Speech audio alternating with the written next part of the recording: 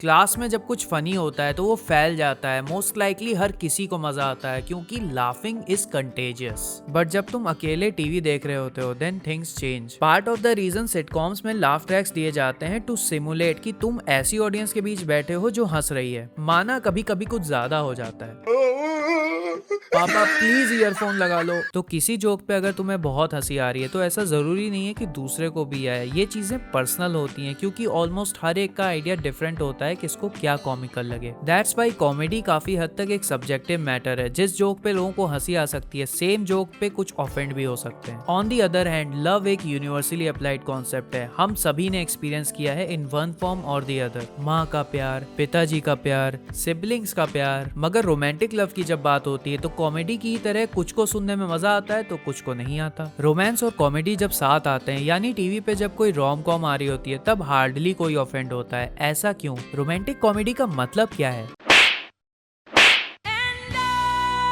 Almost इसका असली मतलब तो है शेयर जॉय, ह्यूमन कनेक्शंस बनाना और एक दूसरे को ग्रो करने में मदद करना। प्लस ये एक लो बैरियर जनर है, लाइट हार्टेड है, जिसमें दिमाग लगाने की जरूरत नहीं पड़ती। You can just simply relax and enjoy it. बहुत से तो रियल लाइफ के रोमांस की क्रेविंग रोम कॉम से ही पूरी कर लेते हैं। रोमांस की जगह नहीं ले सकता या ले सकता है। एक अच्छी रोम कॉम तो वही है जो तुम्हारे अंदर की निगेटिविटी को झाड़ू मार के बाहर निकाल दे और चेहरे पे लेके आए मुस्कान। मूड अच्छा हो जाना, मुस्कुराना, ये किसको नहीं पसंद है। एक्सेप्ट एक चीज में लोगों को इससे ज्यादा मजा आता है। गोकू और साइतामा की लड़ाई में कौन जीतेगा? गोकू, साइतामा, कोई भी जीते अंजाम तो सेम ही रहता है। और मैं सोच रहा हूँ कि इस बात पे पक्की रोशनी डाल ही देता हूँ। वही जीतेगा जिसको सबसे ज्यादा गुस्सा आएगा।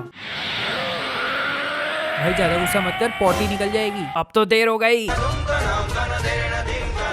माना गोकू जैसों के पास किसी चीज की कमी नहीं है, माचो बॉडी, असीम ताकत, समाज में पूरी इज्जत। ऑन दी अदर हैंड इस बंदे की तरफ देखो, शक्ल से ही लग रहा है हफ्ते भर से तो सोया नहीं है। अबे बाल कटवा ले, इसको देख के तो बिल्ली के बच्चे भी न डरे। ऐसा कैरेक्टर जिसके अंदर इनसिक्योरिटीज भरी पड़ी हैं। यार एक मिनट, ये तो मैं हूँ। इनसिक्योरिटीज किससे फील नहीं होती? हाथी जैसा बलवान जानवर भी अपनी पूरी लाइफ डर डर के काट देता है कि कहीं उसकी सूंड में चींटी ना घुस जाए। Low self esteem, anxiety. Extrovert से ज्यादा इंट्रोवर्ट्स वल्नरेबल होते हैं इन चीजों से। एक्सट्रोवर्ट्स को जहां एनर्जी मिलती है लोगों के बीच, वहीं अपने मेन कैरेक्टर जैसे इंट्रोवर्ट्स को लोनली गाने सैड नहीं लगेंगे।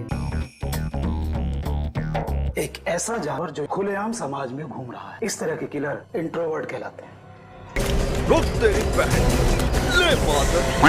इंट्रोवर्ट्स का सीन है वो अपनी ही दुनिया में रहते हैं और आसानी से बाहर की दुनिया से ओवरवेल्म्ड हो जाते हैं। ऐसी सिचुएशन में ओवर थिंकिंग उनको सबसे पहले ज्वाइन करती है। फिर अपना चेहरा दिखाती है एंग्जाइटी और इनसिक्योरिटी। इचिकावा भी एक ऐसा ही इंट्रोवर्ट है जो अपनी ही दुनिया के आइडियाज में डूबा रहता है, जिसको एक और चीज समझ में नहीं आती, गर्ल्स। लड़कियां काउंटलेस लड़कों के लिए मिस्ट्री आज से नहीं है, तब से है जब से इंसान गुफाओं में उंगा बुंगा डांस किया करता था। क्यूट बंदर, तू मेरी बंदरिया। आज के मॉडर्न टाइम में कुछ लड़के हाय भेजने के बाद सोचते हैं कि अब आगे क्या, तो फिर आ गया। तो कुछ इधर उधर की बकवास नहीं, सीधा अपने पॉइंट पे आ जाते हैं। एक ऐसी कैटेगरी है जो घर बैठे बैठे लड़कियों से भी इंटरेक्ट कर लेती है और नेचर से भी। हर लड़के का माइंड सेम ट्रैक पे नहीं चलता। सम ऑफ देम आर एक्चुअली शाई। अपनी तरफ से इनिशिएटिव लेना is not what they do. कोई लड़की पसंद है, इवन सो रिजेक्शन का डर इतना बड़ा है दे वोंट टेक एक्शन। तुमने कभी किसी से प्यार किया? हाँ किया, बट किसी ने मुझसे नहीं किया। अबे तू है कौन? मैं तेरी अंतरात्मा। अबे सुन, क्या तूने कभी कोई स्टेप उठाया? हिम्मत दिखाई कभी दिल की बात बोल दूं? ठीक है मैं बोलूंगा, चॉकलेट दे के बोल दूंगा उसको, आई लाइक यू। मैं भी अपनी फेवरेट हूँ। चॉकलेट वापस लाओ। सिल्वर लाइनिंग इस दिल में कोई भी बात दबा के नहीं रखनी चाहिए। It will only make you sick. और रिजेक्शंस तो आते जाते रहते हैं यार, उनसे इतना डरना क्यों? एक बार रिजेक्ट हो गए तो दूसरी बार तो सक्सेस मिल जाएगी, तीसरी बार तो मिल जाएगी, चौथी बार तो मिल ही जानी चाहिए, प्लीज पांचवी बार तो मिल जाओ। आई बिलीव मैंने एनिमे के रोम कॉम्स में एक फेयर शेयर ऑफ बाइट तो ले रखा है, मगर एक ट्रोप है जो मुझे हमेशा अनॉय करता है। रोम कॉम को इलास्टिक की प्रॉपर्टीज देने में ऑथर्स को बड़ा मजा आता है, जिसको इतना खींचा जाता है कि दूर दूर तक कोई डेवलपमेंट दिखता ही नहीं। मेन कैरेक्टर्स इतने डेंस होते हैं कुछ भी समझ नहीं आता उनको। ये मुझसे अकेले क्या कहना चाहती है? कहीं ऐसा तो नहीं कि ये मुझसे कहे एक एक्स्ट्रा रोटी दे दो? वैसे भी मैं एक ही रोटी लाया हूँ यार। आदर के बच्चे। और स्टोरी घूमती रहती है और बस घूमती ही रहती है। घूमना ही है तो मैं जाकर के पहाड़ों पे घूमूं, बीच पे घूमूं। यहाँ एनिमे में अपना दिमाग क्यों घुमा रहा हूँ? क्या फायदा, अगला एपिसोड लगा ही लेता हूँ रेंट अ गर्लफ्रेंड का। Just to suffer. Dangers in my heart 2023 में आई थी, तब मैंने सोचा था देख लेंगे इसे आराम से। अभी देखता हूँ, क्या मुझे अपने डिसीजन पे फक्र है। रोमांटिक पार्ट्स नेचुरल पेस पे डेवलप होते हैं, कॉमेडी रिलेटेबल लगती है। डेंजर्स इन माय हार्ट और गट्स की ड्रैगन स्लेयर में दो चीज कॉमन है, एक तो दोनों ही बनाई नहीं फोर्ज की गई हैं फाइन क्राफ्ट्समैनशिप के साथ, और दोनों ही किसी के भी दिल का रास्ता आसानी से तय कर सकती हैं। ये देख, शुक्रिया भाई एनिमे दिखाने के लिए। इससे पहले तक अगर तुम्हें आदत पड़ी है एक लंबे लड़के और छोटी लड़की को साथ में देखने की, तो गेट रेडी फॉर चुम्मी। अरे कुर्सी कहाँ गई? ये स्टोरी है यामाडा की, जिसको उसकी मम्मी कभी ढंग से खाना नहीं देती, तो वो शर्मा जी की दुकान से चिप्स लाकर खाया करती है। दिमाग में सिर्फ एक ही चीज चलती है कि अब नेक्स्ट क्या खाऊं। ऐसे क्या देख रहा है, रोटी लाया? और ये है इची, जिसको लड़कियां प्यार से कहती हैं छी छी छी। आई मीन जो बंदा क्लास में बैठ के मर्डर इंसाइक्लोपीडिया पढ़ेगा उसको कोई कैसे अप्रोच करेगा। बट यामाडा एक ऐसा यूनिक केस है, उसे इन सब चीजों से कोई फर्क नहीं पड़ता। तुम्हारे लुक्स मिड हो, तुम्हारे नाखूनों में मैल हो, एज लॉन्ग एज तुम उससे खाना मत मांगो, तब तक वो एक बहुत अप्रोचेबल लड़की है। ये दोनों ही पोलर अपोजिट हैं एक दूसरे के, और जब दो लोगों की दुनिया एक दूसरे से बिल्कुल अलग होती है, तब स्टोरी में एक सटल मैसेज दबा होता है। दोस्तों, कोई भी रिलेशनशिप वर्क कर सकती है अगर उसके अंदर दो में से एक भी हो, कंपैटिबिलिटी या फिर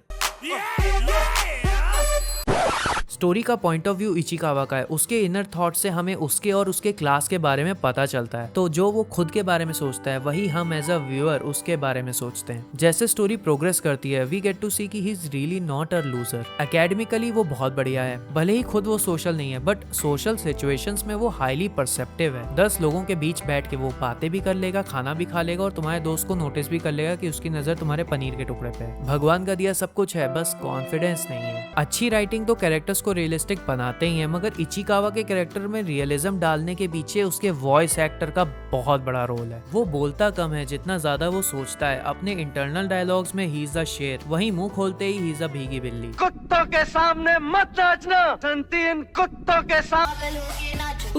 इचिकावा के जापानीज वॉइस एक्टर की जबरदस्त परफॉर्मेंस ने ये जो कांस्टेंट टोन शिफ्ट है, उसका सोचना, बोलना, सार्काज्म यूज करना, क्या कमाल का कैप्चर किया है। सब ऐसा लगता है जैसे लिटरली कैरेक्टर्स में जान डाल दी है। डेंजर्स इन माय हार्ट जैसी रोम कॉम का सिंपल सा गोल है तुम्हारे चेहरे पे एक खूबसूरत सी स्माइल लेके आने का। होता यह है कि जब तुम मुस्कुराते हो, सिग्नल जाते हैं ब्रेन तक, ब्रेन और खुश होता है, वो सिग्नल फायर बैक करता है और मुस्कुराने का, ultimately creating a positive feedback loop of happiness. Imagine final exams का आखिरी दिन है, घंटी बज चुकी है, exam is over. Through out the show ऐसे फील गुड एलिमेंट्स छुपे हुए हैं, it will keep surprising you कि इस हैप्पीनेस के लूप को ये शो पूरे तरीके से सस्टेन भी कर सकता है। एक्शन सीन्स में फाइट्स की फ्लूडिटी को बढ़ाने के लिए साकुगा मूवमेंट्स होते हैं। जब अचानक से एनिमेशन 0 से 100 चला जाता है कुछ टाइम के लिए। Similarly dangers in my heart में एनिमेशन नॉर्मल से पीक हो जाने का मतलब है कमर कस लो, होलसमनेस की डोज मिलने वाली है। ये है रोम कॉम का साकुगा।